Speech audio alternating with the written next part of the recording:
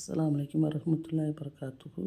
அல்லாஹும்ம ஸல்லி அலா முஹம்மதின் வ அலா ஆலி முஹம்மதின் கமா ஸல்லைத அலா இப்ராஹீம் வ அலா ஆலி இப்ராஹீம் இன்னக ஹமீதுல் மஜீத். அல்லாஹும்ம பாரிக் அலா முஹம்மதின் வ அலா ஆலி முஹம்மதின் கமா பரக்த அலா இப்ராஹீம் வ அலா ஆலி இப்ராஹீம் இன்னக ஹமீதுல் மஜீத். இன்னைக்கு வீடியோவில் நம்ம என்ன பார்க்க போகிறோம்னு கேட்டிங்கன்னா, ஹஜ்ரத் ஆதம் நபி அவர்களின் வாழ்க்கை வரலாறு, பிறப்புலேருந்து இறப்பு வரைக்கும் அவங்க வாழ்ந்த வரலாறும், அல்லாஹ் சுப்ஹானஹு வ தஆலா தன்னோட திருமறை குரானில் ஆதம் நபியை பற்றி என்ன குறிப்பிட்டிருக்கா அப்படிங்கிறத ஒவ்வொரு விஷயமா இன்ஷா அல்லாஹ் நம்ம தெரிஞ்சுக்கலாம். அதாவது ஹஜ்ரத் ஆதம் அலைஹிஸ்ஸலாம் அவர்களை படைப்பதற்கு முன்பு மலக்குமார்களிடம் அல்லாஹ் கூறினான், என்னை வணங்குவதற்கான ஒரு பிரதிநிதியை நான் என்ன செய்ய போகிறேன், படைக்க போகிறேன்னு சொன்னப்போ அப்போ மலக்குமார்கள் யா அல்லாஹ் அதாவது மனிதருக்குள்ளே அடித்து ரத்தம் சிந்து மனிதரை நீ படைக்க போகிற, நாங்கள் தான் உன்னை எப்பொழுதும் வணங்கி கொண்டும் துதித்து கொண்டும் இருக்கிறோமேன்னு சொல்லிட்டு அதாவது இதற்கு முன்னுக்கு அல்லாஹ் சுப்ஹானஹு வ தஆலா மனிதனை படைப்பதற்கு ஜின் வர்க்கத்தை படைத்திருந்தான். ஜின் வர்க்கங்கள் செய்வதையே நம்மளால் முடியலையா யா அல்லான்னு சொல்லி மலக்குமார்கள் சொன்னப்போ அல்லாஹ் சுப்ஹானஹு வ தஆலா கூறினான், நான் அறிவதை நீங்கள் ஒருபோதும் அறிய மாட்டீர்கள் என்று கூறிவிட்டு பல இடத்துலேருந்து மண்ணை எடுத்து என்ன செஞ்சால் தன்னோட கையாலே ஹஜ்ரத் ஆதம் அலைஹிஸ்ஸலாம் அவர்களை படைத்தான். அதுதான் அல்லாஹ் சொல்லினான், தட்டினால் சத்தம் வரும் களிமண்ணை கொண்டு நான் ஆதி மனிதனை படைத்தேன். அதாவது எரியும் நெருப்பை கொண்டு என்ன செஞ்சேன், ஜின் வர்க்கத்தை படைத்தேன் அல்லாஹ் சொல்கிறேன். அப்போ ஆதம் அலைஹிஸ்ஸலாம் அவங்களை படைத்த உடனே அல்லாஹ் சுப்ஹானஹு வ தஆலா ரூஹு கொடுக்கவில்லை, உயிர் கொடுக்கல. அல்லாஹ் வைத்திருந்தான். பிறகு வருடங்கள் கழித்து, அதாவது மலக்குமார்களுக்கெல்லாம் இப்போ ஸ்டூடெண்ட்டுக்கெல்லாம் வாத்தியார் இருப்பாங்களா, அது மாதிரி மலக்குமார்களுக்கெல்லாம் ஒரு பெரிய தலைவர் பொறுப்பில் இருந்தவன் தான் ஷைத்தான், இப்லீஸ். அப்போ அல்லாஹ் சுப்ஹானஹு வ தஆலா ஆதம் அலைஹிஸ்ஸலாம் படைத்து வைத்து மலக்குமார்களெல்லாம் கூப்பிட்டு நீங்கள் என்ன செய்யுங்க, இவருக்கு சஜிதா செய்யுங்கன்னு சொன்னப்போ மலக்குமார்கள் பூரா சஜிதா செய்தார்கள். அதாவது இப்லீஸ் செய்யவில்லை. அல்லாஹ் குரானில் குறிப்பிட்டு சொல்கின்றான். இப்லீஸ் மறுத்தான், ஆணவம் கொண்டான். ஏன்னு கேட்டால், நான் நெருப்பால் படைத்தவன், இவன் மண்ணால் படைத்தவன், அதனால் என்ன செய்ய மாட்டேன், நான் இவனை சஜிதா செய்ய மாட்டேன் அப்படின்னு சொன்னோன்னா மலக்குமார்கள் என்ன செய்கிறாங்க, முதல் முறையாக சஜிதா செய்கிறாங்க. அவங்க சஜிதா செஞ்சு எந்திரிக்கலான்னு பார்க்குறப்ப ஷைத்தானோட முகம் பார்த்தா அந்தளவுக்கு ஒரு கொடூரமாக இருக்குது. அவர்கள் மீண்டும் சஜிதா செய்கிறார்கள். அதனால நமக்கு 2 சஜிதா கிடச்சிச்சு. சுப்ஹானல்லாஹ். அதுக்கப்புறம் அல்லாஹ் சொல்கிறான், எது உன்னை மறுத்தது சஜிதா செய்யணும், நான் மீண்டும் அவன் ஆணவமாக பேசுகின்றான், நான் நெருப்பால் படைக்கப்பட்டவன். அப்போ அல்லாஹ் சொல்கிறான், பெருமை பிடித்தவனுக்கு சொர்க்கத்தில் இடமில்லை, நீ இந்த இடத்தை விட்டு இறங்கிவிடு அப்படின்னு சொன்னோன்னே அதுக்கு அந்த சைத்தான் சொல்கிறான், அல்லாஹ்வை நேரடியாக பார்க்கிறான், அல்லாஹ்வோட கோபத்தை அவனுக்கு தெரியுது. அப்படிந்தும் மன்னிப்பு கேட்காமல் அவன் சொல்லுகின்றான், நான் இந்த இடத்தை விட்டு இறங்கி விடுகிறேன், ஆனால் என்னை சொர்க்கத்திலிருந்து இறக்கிய இவர்களை நான் நரகத்திற்கு என்ன செய்ய மாட்டேன், நரகத்தில் அதிகமாக தள்ளுவேன், சொர்க்கத்தில் விட மாட்டேன்னு சொன்னால் அல்லாஹ் சுப்ஹானஹு வ தஆலா சொல்கின்றான், என்னை நம்பியவர்களை தவிர. அப்போ என்ன செய்கிறேன், ஷைத்தான் பூமிக்கு அனுப்பப்பட்டேன். அப்போ ஹஜ்ரத் ஆதம் அலைஹிஸ்ஸலாம் அவர்களுக்கு அல்லாஹ் என்ன செய்கிறான், தன்னோட ரூஹை கொடுக்குறேன். அவங்க இந்த ரூஹு உள்ளே போனோங்க, உயிர் உள்ளே போனோன்னு தும்முறாங்க. அப்போ அல்ஹம்துலில்லாஹ்னு அல்லாஹ் சொல்லித்தரேன். அப்போ ஹஜ்ரத் ஆதம் அலைஹிஸ்ஸலாம் அவர்கிட்ட அல்லாஹ் சொல்கிறேன், நீங்கள் இந்த சொர்க்கத்தில் எல்லா இடத்துலையும் இருங்கன்னு சொல்லிட்டு எல்லா பேர்களையும் அந்த ஆதம் அலைஹிஸ்ஸலாம் அவர்களுக்கு என்ன செய்கிறேன், கற்றுக் கொடுக்குறான். அதாவது அல்லாஹ் ஆதமை படைத்து உயிர்களையும் அறிவை என்ன செஞ்சு அனைத்து சூரா பக்ராவில் 2வது அத்தியாயத்தில் 30-39 வசனத்தில் என்ன செய்கிறான், அல்லாஹ் படைக்கிறான். அப்போ மலக்குமார்களுக்கு போய் சலான் சொல்கிறேன். மலக்குமார்கிட்ட சலான் சொல்கிறாங்க.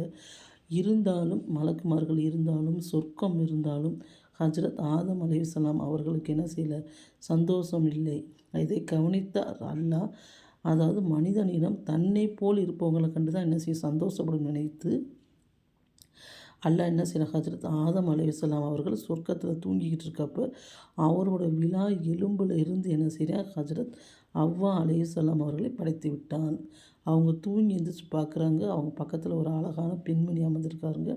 நீங்கள் யாருன்னு கேட்டப்போ, என்னிடம் இருந்து நீங்கள் சந்தோஷம் பெறுவதற்கும் நிம்மதி பெறுவதற்கும் அல்லாஹ் என்னை படைத்தாங்கன்னா 2 பேர் என்ன செய்கிறாங்க, சந்தோஷமாக இருக்காங்க. அப்போ அல்லாஹ் சொல்கிறேன், நீங்கள் இந்த சொர்க்கத்தில் எங்கே வேணால் போங்க, சந்தோஷமாக இருங்க, ஆனால் நீங்கள் என்ன செய்யக்கூடாது, இந்த மரத்தை ஒன்று காமிச்சு அந்த மரத்தில் உள்ள பழங்களை நீங்கள் சாப்பிடக்கூடாது அப்படின்னு சொல்லி சொன்ன உடனே சரின்னு சொல்லிட்டு 2 பேரும் என்ன செய்கிறாங்க இருக்காங்க. அப்போ ஷைத்தான் பூமிக்கு போனேல அப்போ அல்லாட்ட சில கோரிக்கையில் வாங்குறேன்.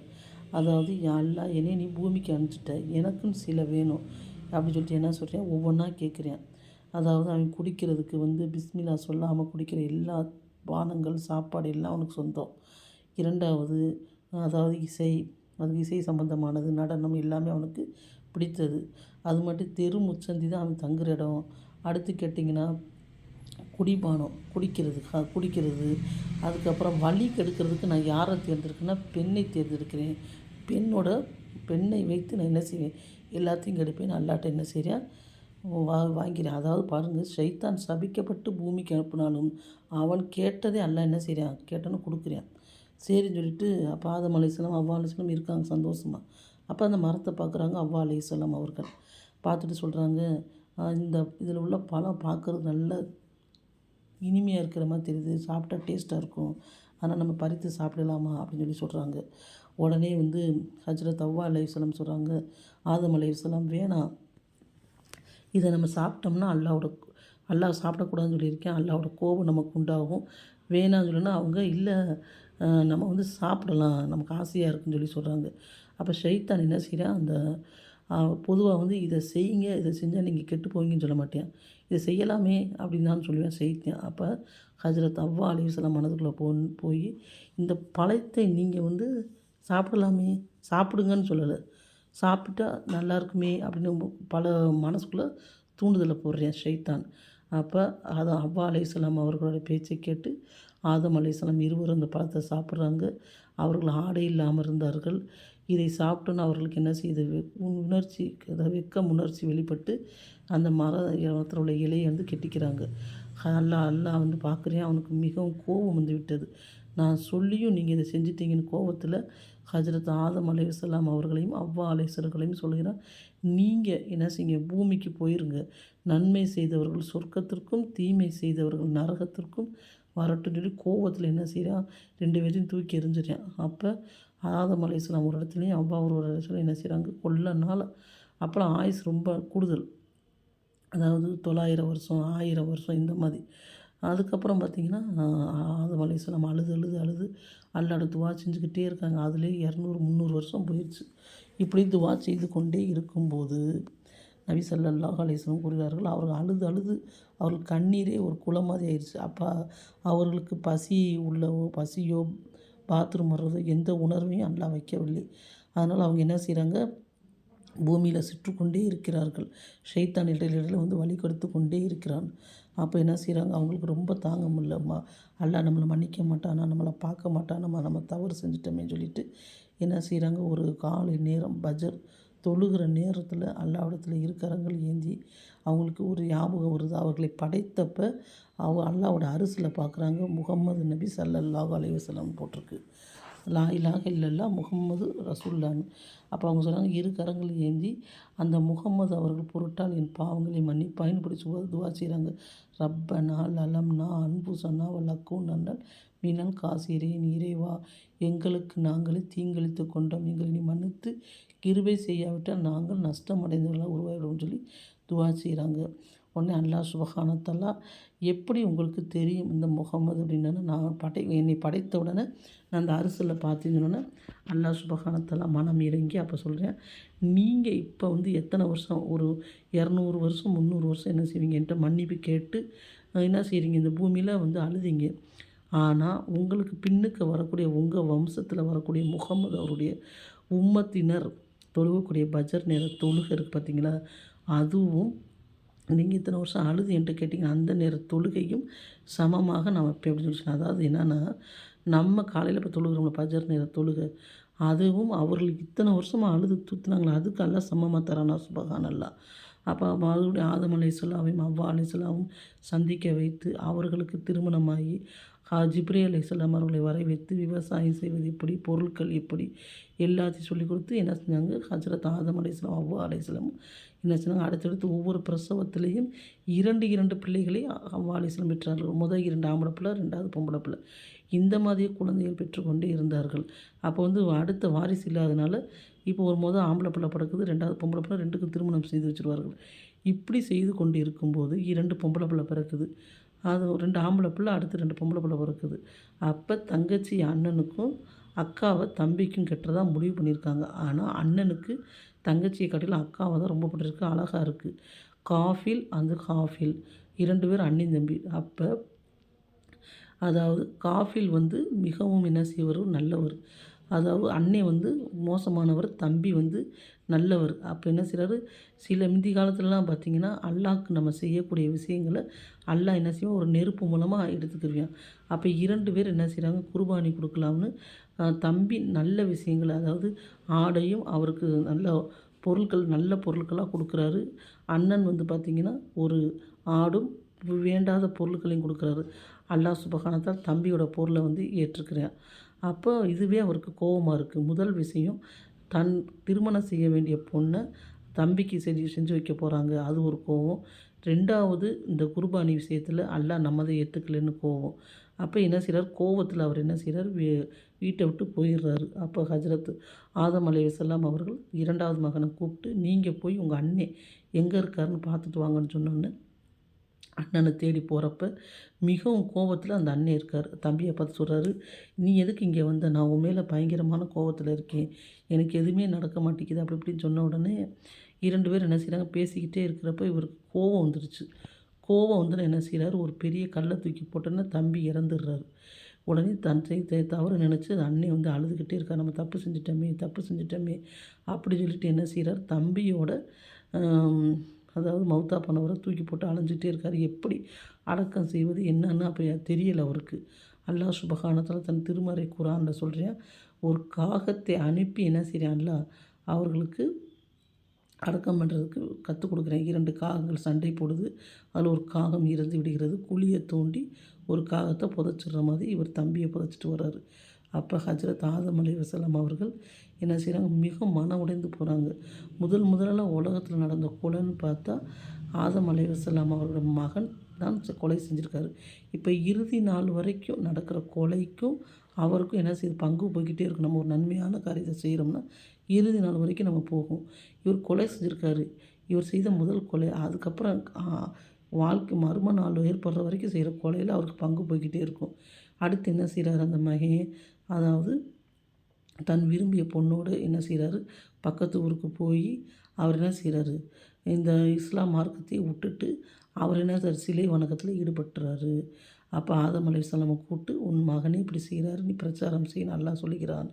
அங்கே போய் சைத்தான் என்ன செய்கிறான், அவங்க மூத்த மகன் மூலமாக வழி கெடுக்கிறான்.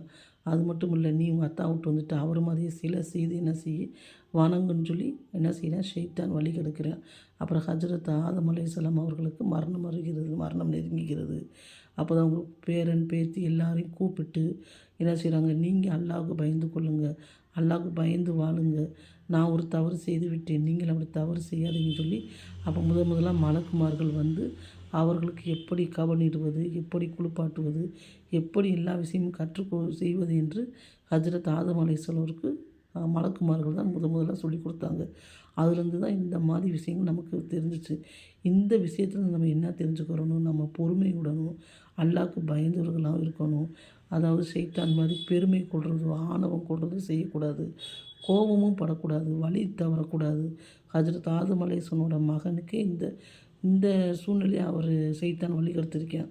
அப்போ ஷைத்தான் நினச்சி பாருங்கள், ஹஜ்ரத் ஆதம் அலைஹிஸ்ஸலாம் மீது கோவப்பட்டான், இறுதி நாள் வரைக்கும் என்ன செஞ்சிருக்கேன், நம்மளை வழிகெடுத்துக்கிட்டே இருக்கேன். அப்போ நம்ம நல்லா ஒவ்வொரு குர்ஆன்லேயும் ஒவ்வொரு இடத்துல சொல்லியா, ஷைத்தான் உங்களுக்கு பயங்கரமான எதிரி, அவன் உங்களை வழிகெடுக்க நினைக்கிறான், நீங்கள் அவனை ஒருபோதும் நம்பாருங்கள், என்னையே நம்புங்க. அல்லாஹ் சொல்கிறேன், யார் என்னை நம்பி என்னோட வழியில் வர்றாங்களோ அவங்களுக்கு சொர்க்கம் உண்டு, யார் ஷைத்தானை நம்பி பின்பற்றி போகிறார்களோ அவர்களுக்கு நரகம்தான்னு அல்லாஹ் சொல்கிறேன். இந்த கதையில் நான் உங்கள்கிட்ட ஒரு 4 கேள்வி கேட்குறேன், அதுக்கு நீங்கள் பதில் சொல்லுங்கள். ஃபஸ்ட்டு கேள்வி என்னன்னு கேட்டிங்கன்னா, ஆதம் அலைஹிஸ்ஸலாம் பிள்ளைங்களுக்கு சண்டை வந்துச்சு இல்லையா, சண்டை வர்றப்ப ஆதம் அலைஹிஸ்ஸலாம் மூத்த மகன் என்னென்ன காரணங்களை கூறினார்? 1 கேட்டிங்க, 3 காரணம் சொன்னார். 3 காரணத்தால் நான் உண்மையில கோபமாக இருக்கேன் அப்படின்னு சொல்லி சொன்னார். அது என்னென்ன காரணம்னு சொல்லி சொல்லுங்கள். 2வது கேட்டிங்கன்னா, ஆதம் அலைஹிஸ்ஸலாம் அவர்கள் அல்லாட்ட மன்னிப்பு கேட்குறப்ப யாரோட பறக்கத்தால் எனக்கு மன்னிப்பு வழங்கணும்னு கேட்டாங்க. 3வது கேட்டிங்கன்னா,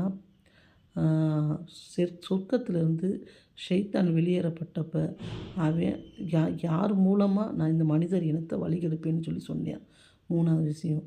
4வது என்னன்னு கேட்டிங்கன்னா, நான் ஆதம் அலைஹிஸ்ஸலாம் அவர்களுக்கு இறுதியாக, அதாவது இந்த குளிப்பாட்டுறது இதெல்லாம் யார் செய்தா? இந்த 4 விஷயங்கள கமெண்டில் சொல்லுங்கள். இந்த வீடியோ பிடிச்சினா லைக் பண்ணுங்கள், மற்றவங்களுக்கு ஷேர் பண்ணுங்கள். அஸ்ஸலாமு அலைக்கும் வரஹ்மத்துல்லாஹி வபரகாத்துஹு.